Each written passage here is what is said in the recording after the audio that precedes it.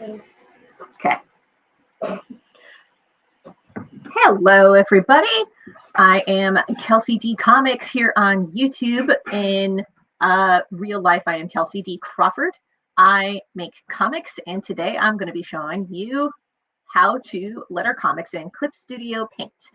And I have a few different techniques that I can show you. But before we get into that, let's go into a little bit of background first, like who the heck am I and what makes me qualified to show you how to do lettering in Clip Studio Paint? Well, I've been making comics since 2013. It started with webcomics like Johnson & Sir and Validation, and I have since expanded in that just over a decade. It's been nearly 11 years that I've been making comics, so I have a lot that I learned during that time. And some of the things that I learned, I am here to share with you today. And then my Brie decided that she wanted to chip in. Yes. I am also the cat parent for a very fussy 17-year-old cat. So if you hear any scritching off camera, that is probably why.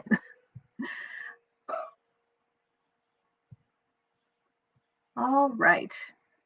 You might be asking, why is lettering a comic important? That's just the speech balloons and the sound effects, right? Well, good comics lettering can give you the vibe of a story, can help direct the reader's eye on the page. It can also give you, I think I just mentioned the vibe, but it can also contribute to the aesthetic of a particular comic. Other things that it can do is it can make it easier to read to read a comic. That I feel like that's the most important thing when it comes to lettering comics. So I'm showing off some samples here of some comics that I have lettered. This comic here, I wanted to show this off because the font is actually wildly different from most fonts that I usually work with. So this was actually made with a combination of digital and traditional methods. The UGG was traditionally done, I believe. The other speech balloons were done in Clip Studio Paint. And we can go into how to make all of this here shortly. But this is a kind of a different aesthetic from, say, New Punk Signal, which looks like this. And because New Punk Signal is a spin-off of Validation, it uses the same font that Validation does, which is this. There's a distinct difference in art between Validation and New Punk Signal because there's at least a 5 years difference minimum between the two. We also have this page. This was actually something that I made for a client. I made this for Isaac's graphic novel called Rest. You should look that up. It's really good. So with this one, I actually wanted to do a very different aesthetic with this one, different from what I usually do, because a lot of his comics that I was lettering for are about music, but are also heavily autobiographical or semi-autobiographical. So I wanted to have the vibe of the lettering looking like something that was cut from a personal journal and then pasted onto photographs, which was why I did the aesthetic the way that I did here. And if you can zoom in, you can see how it has that kind of like cut, handwritten kind of look. And something to note too is that the lyrics are written in a different type font than the actual spoken dialogue. And the spoken dialogue is done with a inverted text, very similar to this page here with this character. And I'll show you how to do that. But in this page, in this particular client's work, I wanted to have that that kind of copy paste cut directly from a journal and then pasted onto some photograph art kind of look. Very distinct and very ragged. With this, with Just Like Honey, they were looking for more of a quote unquote traditional comic book look. So I went with a more traditional comic looking font, etc. With validation, I wanted to have a handwritten kind of font to really drive home that this is a personal, not quite diary comic, but this comic does take place majority of the time from the perspective of Allie, and you are invited into her headspace. So it's her inner monologue that narrates the entire thing. So it's very, very personal, very journaly in that way. So I wanted to have a handwritten kind of font aesthetic for that particular comic, which is very different from this short comic that I did last year. It's not out in print yet, so you're getting a little preview here. This is about a robot in a fantasy world, which is the most comic booky thing that you could probably draw. So I went with a, I don't think that this is necessarily a serif font, and we'll get into serif and sans serif in a bit, but we're going with a relatively standard comic booky text font, but it does allow for accents and that sort of thing. And we'll get into that in a bit. So the kinds of things that lettering can help you achieve are getting the vibe right. And that's why lettering comics is so important. It also helps contribute to the legibility of a work. You really want your comic to be legible for the reader. If they can't read what you are writing, that's not good lettering. So now that we've got the basics for why lettering is so important down, let's go into the actual demonstration portions. Here is what I know that you need to know about lettering a comic. The first thing that you got to know is you got to know your margins. And what do I mean by margins? The margins are the sections of the comic that you need to not have lettering inside. And I brought up here a standard comic size page template that I often use when drawing The Legend of Jamie Roberts, Vanita and the Demon King, and other comics that would be printed at a standard comic size. This I did hand make, and then I scanned it in and brought it into Clip Studio Paint, did some tweaks to make it more even, and did it that way. But in general, when it comes to lettering comics, you want to work within this area here, this center area. You do not want to get into here or even out here with your lettering. If you go out into these outer edges, the dialogue and anything else that you have word-wise is going to get cut off in the printing process, and possibly even in the conversion to the webcomic, depending on how you format it. So with that, when you're lettering comics and when you're doing your art, make sure that all of your important information is inside of this space that I'm outlining in blue here. Make sure it's all here. The live area, that's that center rectangle. That's where you want all of your speech balloons to sit. And that's where you want all of your sound effects to sit, unless you are dealing with a really big sound effect that you want to get across that it has volume and it's enormously loud, in which case you'll want to have that trailing off the page within reason. We'll get into that. So yes, make sure when you're lettering your page that you're doing so within this margin area, or within this live area, rather. By the way, if you have any questions, there will be a Q&A section at the very end for anybody who might be watching or tuning in late or catching the replay. There will be a Q&A section on the live. And if you're catching this on the replay, you can just ask a question in the comments and I will get back to you. So if you're trying to determine, hey, Kelsey, how do I know where my margins are sitting? How do I know how big my page needs to be, etc.? You can find templates online through Comics Wellspring and Kablam. Generally speaking, those websites or other comics printers should have templates available for you to download.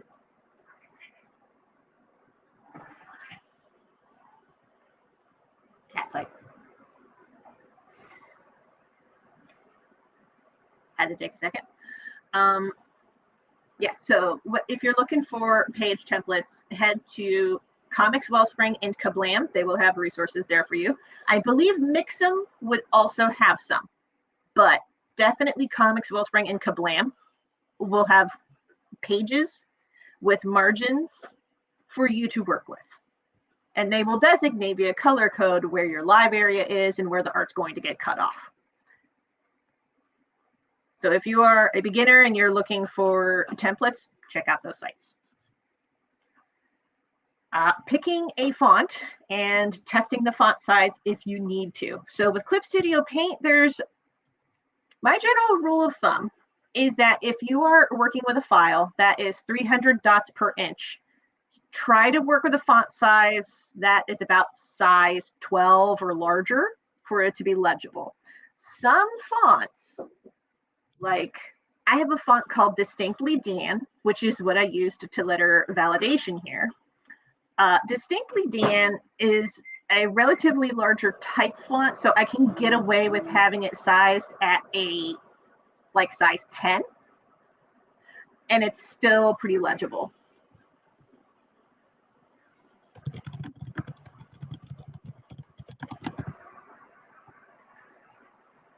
Zoom in here.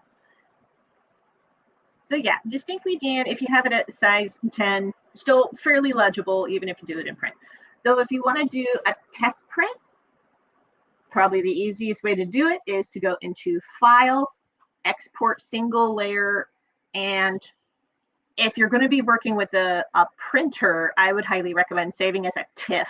TIFF files are the best for printing. Barring that, if you can't open TIFFs, then do .png. .png will save you the most space, but give you the highest image fidelity.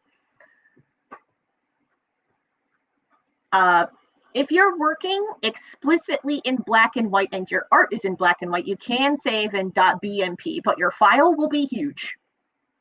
Just letting you know. Print settings.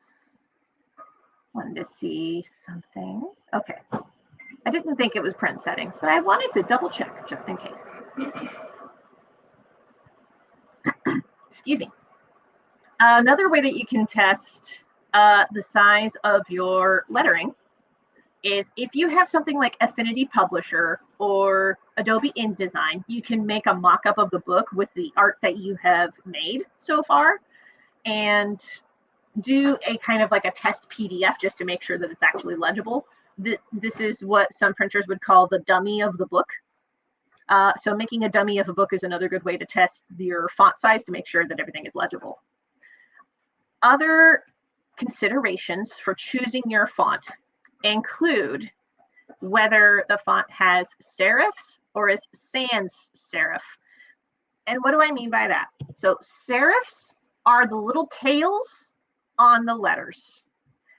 Let me see. Finding a good font that would be a good example of this. Ooh, here we are, Constantina.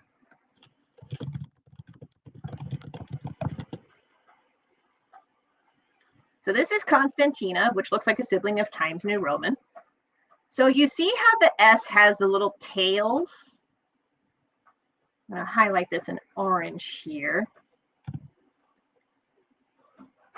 You see how it has the little tails there, and it has the little tails on the I's and the tails on the H here that I'm circling with the orange here.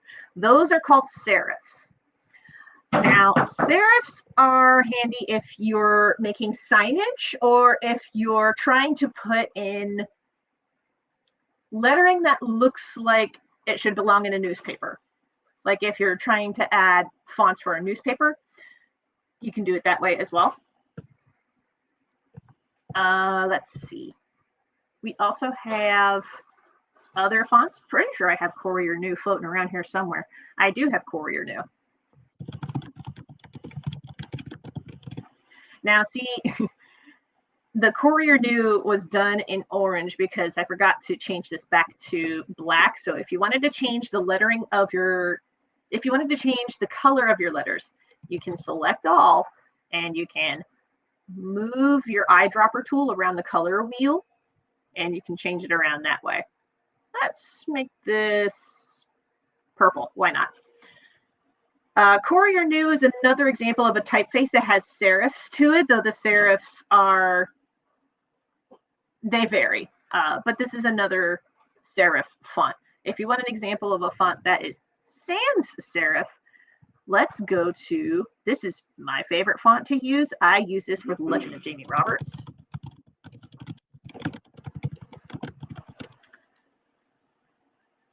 This is called Creative Block BB. This is an example of a sans serif font.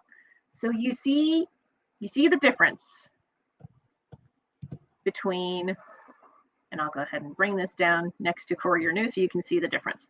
So Courier New has those tails on the I and the T's, but Creative Block BB does not. It's just straight lines and very straightforward. Something else to consider is if you want to letter your comic and have it be legible for people who have dyslexia or other learning disabilities, often you want to go with something that is sans serif, that does not have the tails on it, which is one of the reasons I went with this Creative Block BB lettering for The Legend of Jamie Roberts, because I wanted to have the lettering be legible by people who were dyslexic, especially my cousins. My cousins are very dyslexic. So that was why I went with Creative Block BB. There are other fonts that you can choose, and we'll talk about places that you can download fonts in a bit, but this, picking a font for your project really depends on the kind of vibe that you want to have with your project. Courier New is going to give you a different vibe from Creative Block BB, for example, which is a different font, a different flavor from Constantina, which is a different flavor from Distinctly Dan, or even there's another font that I have called The Hand of Tess, which was how I wrote and lettered Rest by Isaac. Let me see if I can find it. There it is.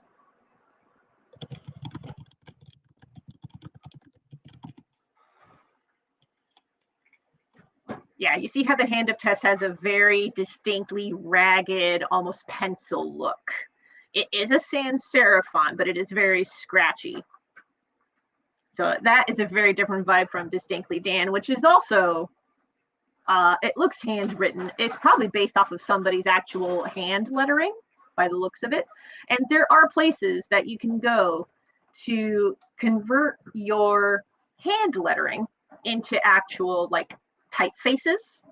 And whenever this is done streaming, I will put that in a pinned comment down in the comments below here on YouTube. Consulting my notes, don't mind me. Let's talk about how we draw the balloons. There's two methods for how to draw the balloons. So, for how we draw the balloons,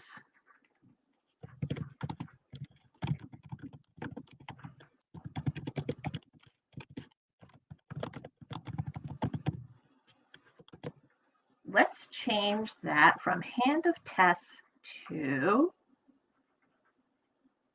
I'm going to go with Creative Block BB. It's kind of my default. Size 12. All right. So method one, this is the one I most often use. Here in Clip Studio, you hit the T as in Terry button twice. Because if you hit it once, it just brings you to the text. If you hit it twice, it brings you to the actual balloons. That's the shortcuts.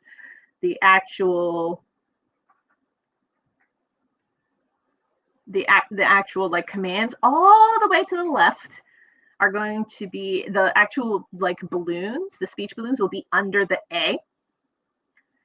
So there you go. So the way that I often do it is I use the curve balloon tool. And here's the reason why, because rounded balloon tool, you can use it. It's not my favorite thing to use because it's a lot of, oh, I have to guess how this sits. Oh no, I don't like how this sits. Now I have to draw it all over again. Oh, I don't like how that sits. I have to draw it all over again. There's a lot of trial and error with the rounded balloon. It is not my favorite tool. The ellipse balloon, this here, only really comes in one shape. It's a rectangle, and you control the size of the rectangle. Excuse me a moment. Honey, that's not yours. Eat your own food. Little goblin.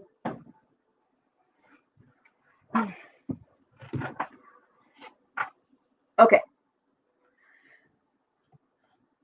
So the ellipse balloon, handy for if you're working with narration or you have a kind of disembodied narrator or something robotic sounding. I did not use a rectangle shape for R083-14, which is the robot story that I did, because I wanted to give the idea that R083-14 is not like other robots in this short story. That was why I opted not to do an ellipses speech balloon for her speech. But an ellipse balloon, very handy for narration, robotic things, anything that involves a rectangle shape. It's very good for that. The balloon I use the most is the curve balloon. And here's why. Because you can start anywhere and you control the curve. Now, you basically tap to get the anchor points where you want them. And then once you're done, you double click and it fills itself. Now, you can readjust the lettering inside as needed. But honestly, the curve balloon, in my opinion, gives you more control than the other tools. The one that gives you the most control is the balloon pen. And I'll give you an example of how to work with the balloon pen. We're going to trace around the hand of Tess.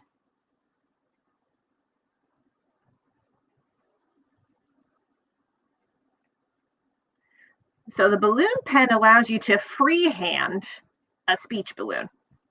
Comes in very handy.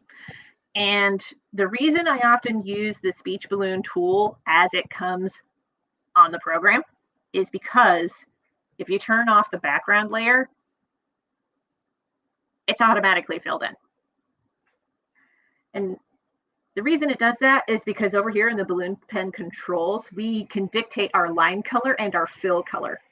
If you wanted to invert these colors, you can change the line color to this, fill color back. And as an example, we will just, I believe it's around the creative block BB. Yes, okay.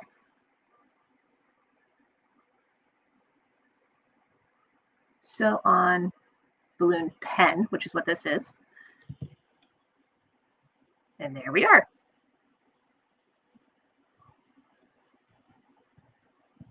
So that's an example of how you can invert the balloon colors when working with your speech balloons.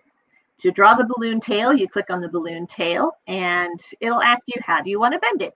There's straight line, polyline, and spline. Polyline gives you, like you click once and then you pick your anchor points. And that's polyline. Very handy for robotic or mechanical speech. The straight line is good for declarative things. The spline is what I most often use because it's the most natural. Again, you set the anchor points and it fills in. anchor point, and I'm done. So I'm going to double click and it fills for me. The thought balloon tail does exist. It's not my favorite thing in the world to work with because with thought balloon tail, you can set it to straight line, polyline, or spline as well. But it's fairly even spacing the way that it controls the spacing between the balloons.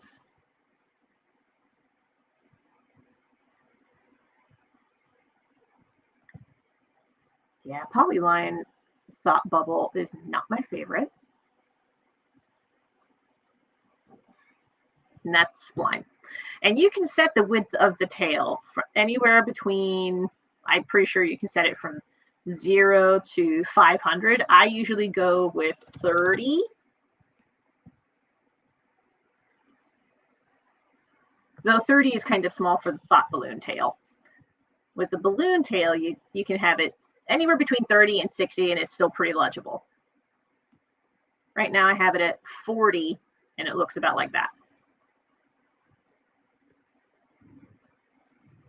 So that's how I often do it with method 1. Method 2 is a little more creative, and here's how we're going to make this work. First, we're going to bring up our text. We are going to bring it back to the hand up test is already all the way in the T's. Here we are, creative block BB.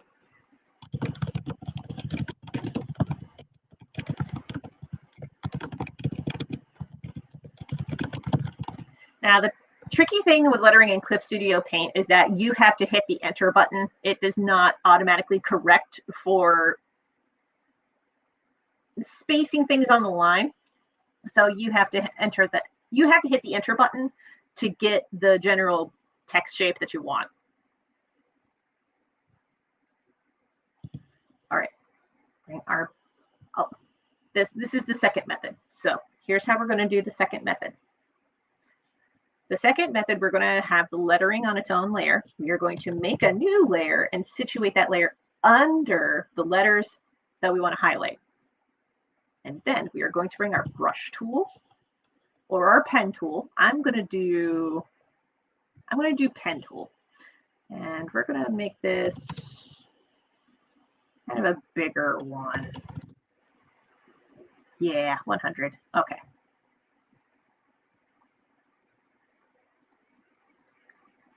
And then we're going to paint our balloon.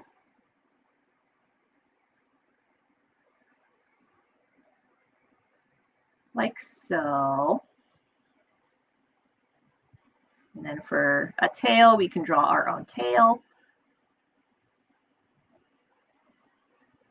And then we're going to turn on the border effect. Over here on my screen's right-hand side, there's layer property, effect, border effect. We're going to turn that on. We're going to turn our edge color to black, and it gives us this. And we can control the thickness of the edge. So we're going to set this to 5. 5, so it's still a little too thin. How about 7? 7 works. All right. You can also control the line thickness on the other speech balloons with the other method. And that looks a lot like going to curve balloon and the brush size. Right now I have it at 7, so that's why it looks relatively the same between method 1 and method 2. But that is how you can do the lettering with the second method, is you color your shapes, turn on the border effect, and do it that way. On the finer detail of how to letter your comics, I have seen some people recommend that, make another layer. I've seen some people recommend that you space the lettering in the balloons in such a way that you leave enough room for an H to sit. I've seen some people recommend that. I'm going to be a radical Nancy here and say it depends on the vibe that you are going for with your comic. When I was lettering Rest for Isaac, see if I can bring that page up. Yeah, when I was doing that, I did not obey this rule because I wanted that distinctly cut and paste out of a journal, like ripped out of a diary look for the dialogue. I wanted that aesthetic in there. And to have that, you got to cut pretty close to the letters.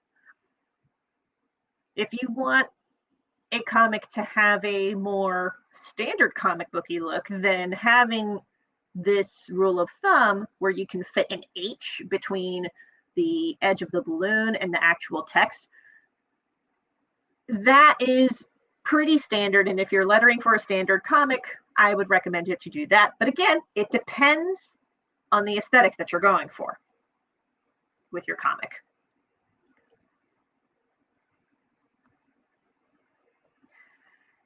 And checking over my notes. So I've talked a little bit about how to do different colored text with a black outline. Let's talk about changing the shape of the text, like for signage. For this one, I'm going to go with Courier New.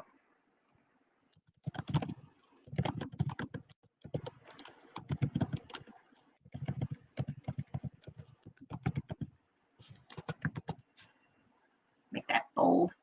We're going to make it big. Okay, so when controlling the tilt in Clip Studio Paint, there's a few different ways to go about this. You can rotate your text like so. You can even flip it upside down if you wanted to. So that is one way. But if you are working with, like, say, a sign in your art and you want the sign to tilt, then here's what you need to do. You need to solidify the lettering, and then you need to go over to the layer that the text is on, right click it, and select rasterize. By doing that, you'll rasterize the text so that it is manipulatable with the free transform tool and the mesh transform tool. You cannot, to the best of my knowledge, manipulate the text with the free or mesh transformation tools until you rasterize the letters. So make sure that you get the letters how you want them to look font-wise before you start manipulating the angles. So for free transform, we can then take this, we can move this point down, this point up, and voila, it looks like it's a billboard receding into the distance.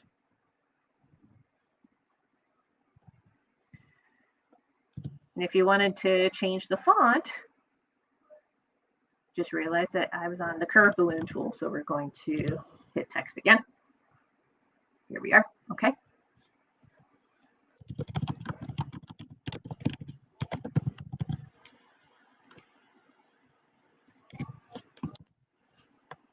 Bold italics, and we're still in Courier New, so let's go a little larger, font size 19. Okay, and then we're going to rasterize this again, and then we're going to do mesh transformation.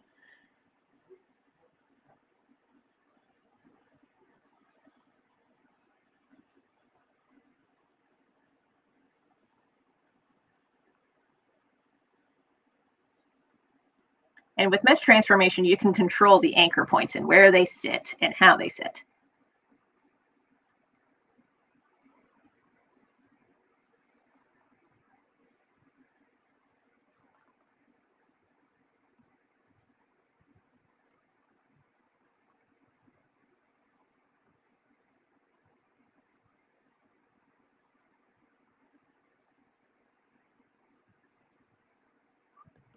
And there we are. So mesh transformation can give you a wavy look and give you more control on how to do that. Free transform is handy for just very simple one-point perspective there. And here's how I do sound effects. When I'm adding in onomatopoeia, for example, let's say we want to add the word smash. I often use a pen tool, oftentimes the calligraphy pen tool, size it to a size that I want, select the color that I want to work with,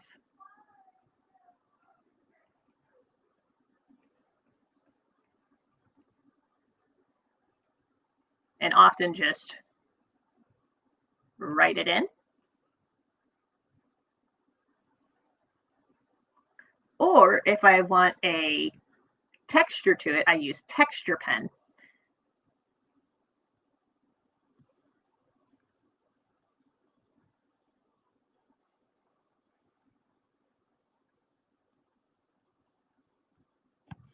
Now I wrote smash twice on the same layer. And here's what's going to happen next. This is often where the magic happens for me. We turn on that border effect again. Set it to black. Set our thickness to 7, and boom. This is also very handy if your sound effects text is in white, because, fun fact, white text with a black outline can be read on any color. Hot tip for y'all.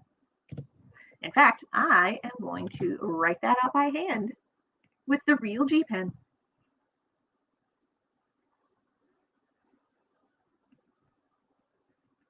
And in fact, you can just hand letter.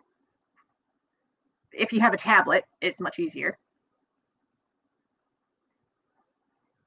White text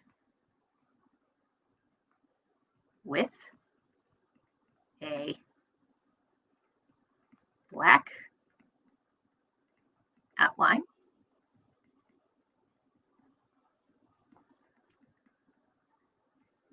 Can be read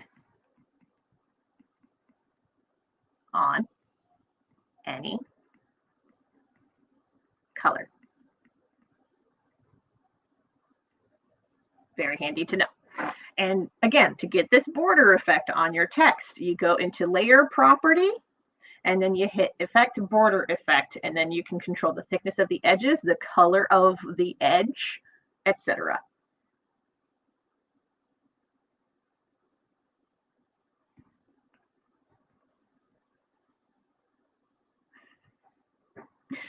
Alrighty.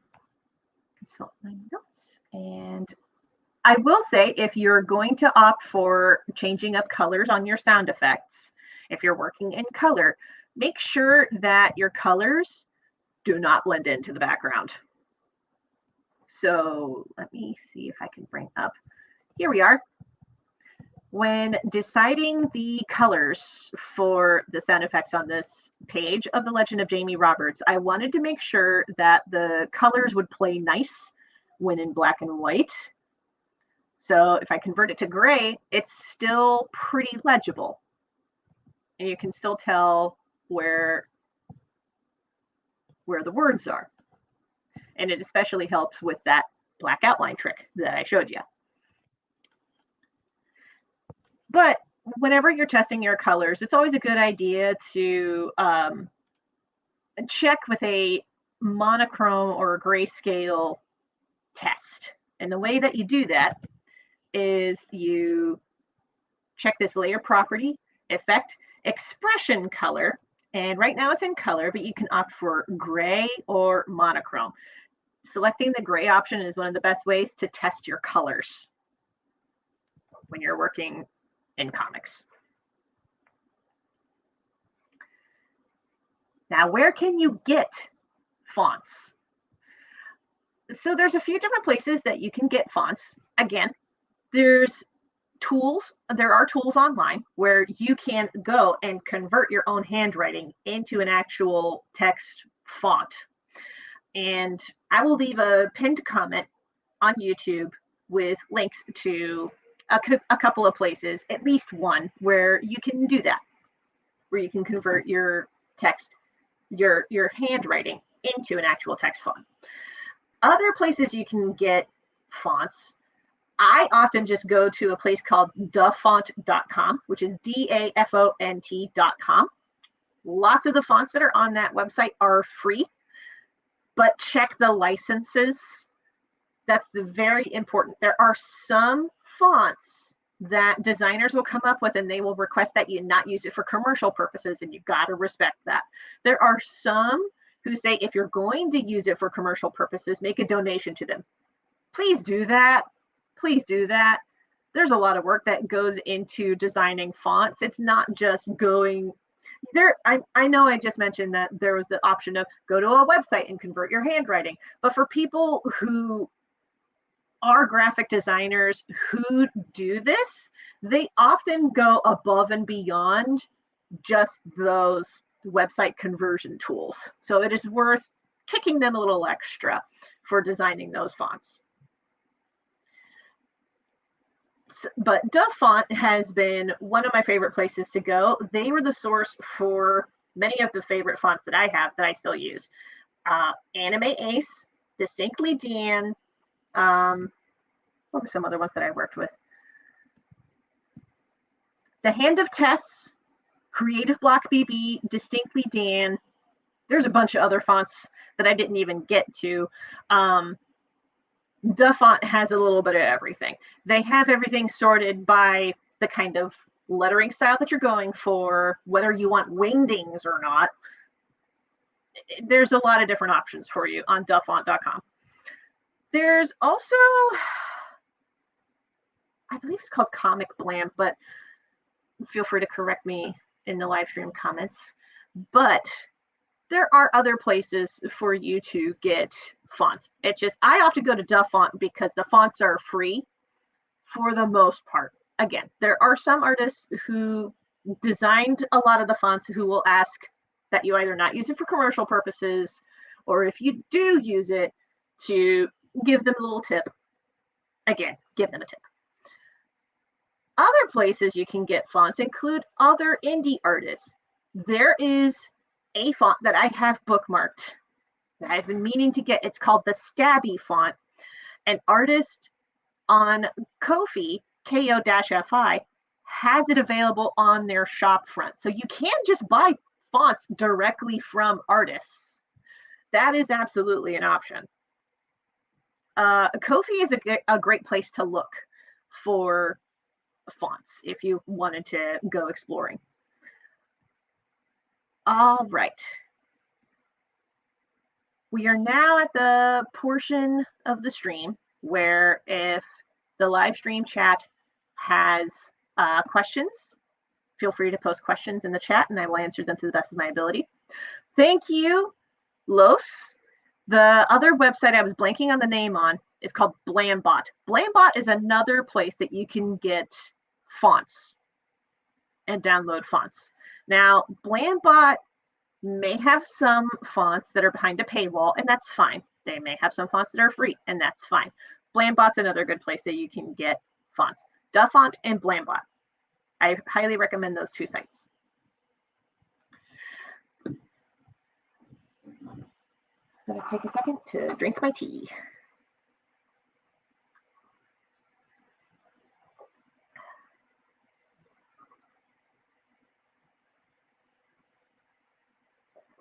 Okay.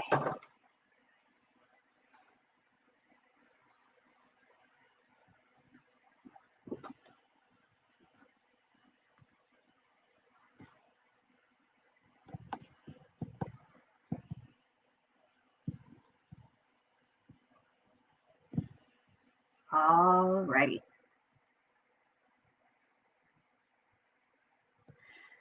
So it looks like at the moment, live stream does not have chats. Or have any questions, but there was something the Los wanted to mention, which was that Blambot often has big sales around New Year's. That's something to watch too. Some places that do offer fonts for sale will often put them on sale at specific times of the year. I'm also thinking about Clip Studio Paint itself will put itself up for sale like once every 3 or 4 months, where they will offer their program for a heavily discounted rate. So if you wanted to get Clip Studio Paint for yourself, keep an eye out. Once every quarter, they often do a sale where you can get Clip Studio Paint for like $50 or less. Now, can you letter comics in something like Adobe Illustrator? Yes, I have not tried it. I know one comics letterer who does use Adobe Illustrator and Adobe InDesign to letter his comics. I don't entirely know his process. That is something that you can ask. His name is Justin Birch. He does the lettering for the, I think it's Fantastic Ladybug comics. Last I checked with him, those were the programs that he used for lettering comics. I am a lot more intimate with lettering in Clip Studio Paint, which is why I wanted to have this workshop and presentation with you. If you found this useful at all, I do have a couple of tip jars. They're both linked in the description. If you found this useful, feel free to leave a tip, especially at ko-fi.com/KelseyDCrawford. Again, there are lots of artists on Ko-fi who do have fonts available for you to purchase and download. Some of them even offer them for free, which bonkers, but it is an option. All right. If you have any other questions for me and you're catching this on the replay, feel free to leave a comment below and I will get back to you as soon as I can and share what resources that I can. If you would like to stick around for other tutorials or workshops, etc., feel free to subscribe. And you can subscribe to my email newsletter by heading to kelseydcrawford.com/links. kelseydcrawford.com/links also has links to a bunch of other stuff that I've got going on. So I recommend that you check that out, including you saw some pages of my webcomic, The Legend of Jamie Roberts. You can read it for free at thelegendofjamieroberts.com. That's all for now. Thank you so much for watching. I hope you found this useful. If you did, please give the video a like. It helps a lot. That's all for now. Thank you so much for watching. You are awesome.